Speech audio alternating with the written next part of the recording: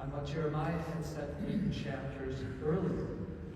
And he assured us in the reading that we heard today that a new king will arise greater than David, the Lord our justice.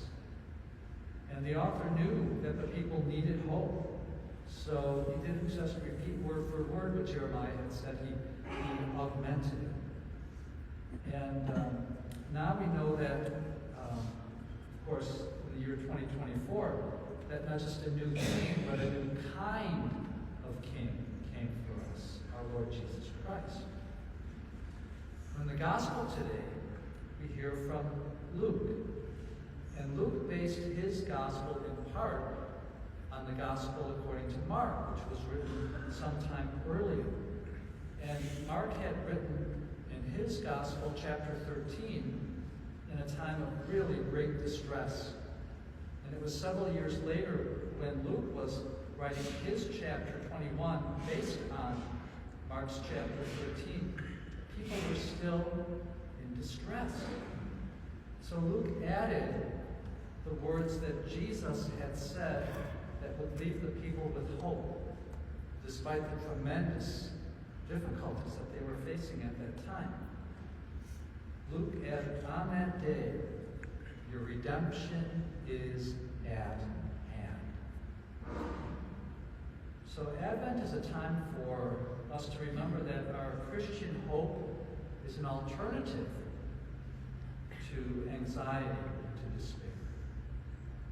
4 years ago, Pope Francis wrote a beautiful encyclical, Fratelli Tutti.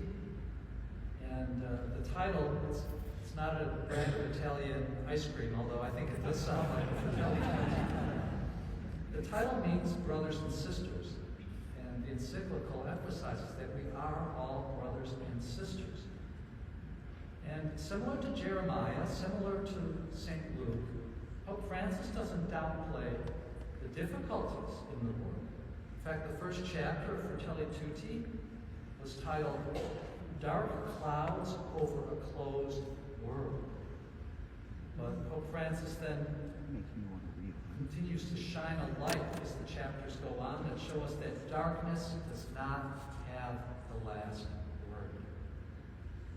Pope Francis reminds us that our Christian faith helps us envision a world where we are not alone, where we are not isolated, where we are not hopeless, but where we are brothers and sisters to each other, where we're in solidarity with each other, not in competition with each other. That our God is a God of mercy, not a God of judgment. So there are many ways that we can embody those virtues. For instance, the virtue of hope, the virtue of mercy during this Advent season. You're all welcome to join us. I don't know if you do something similar here, but at St. Clement we have something called the Posadas, for the 8 nights before Christmas, from 6 p.m. to 8 p.m., where we have people dress up as Mary and Joseph and go to a house, and first they're rejected, but they persist, and then finally, with great joy, they're welcomed in. It's a beautiful bilingual tradition. And I don't know if you've ever been a part of it, but it's lovely. And then usually afterwards there's some nice sweet breads and hot chocolate and things like that, and songs of joy. And for mercy, I don't know if you're having a penance service here, but all over the place there'll be penance services. We have one at St. Clement that's going to be coming up, celebrating God's mercy through that beautiful sacrament of reconciliation. You know, we're not allowed to break the seal of confession to divulge really anything that happens, but at St. Clement, I've been so blessed that people who have come for the sacrament of reconciliation have been really transformative. I mean, I don't use that word lightly. To me, with just the depth and the longing that they come to the sacrament with. Advent's a beautiful, beautiful time to celebrate that as well.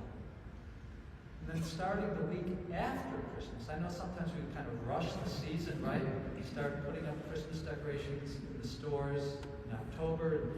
St. Bernard, as soon as Halloween's over, like the Christmas decorations go right up. The church around the whole world will be celebrating something called the Jubilee year, which only happens once every 25 years. And Pope Francis has declared the theme of this Jubilee to be Pilgrims of Hope. Beautiful image, isn't it? Pilgrims of hope.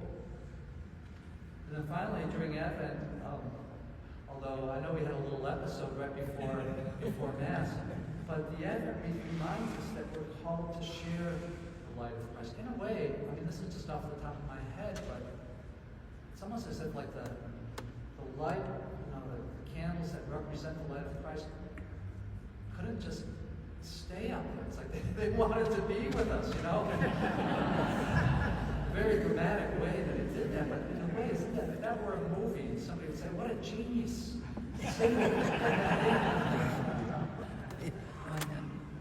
We know that the light of Christ dispels the darkness.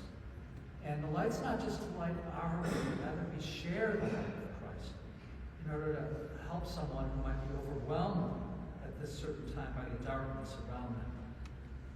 And even though we may think, well, we've done this before, we do this every year, that doesn't stop us from doing it again. Like Jeremiah, like Luke, like Pope Francis, we don't deny the difficulties and the injustices all around us. But instead of being a people of darkness and despair, as the days continue to get shorter, as Christians, we see these 4 weeks of Advent differently. We see them as a time to be pilgrims of hope. Amen.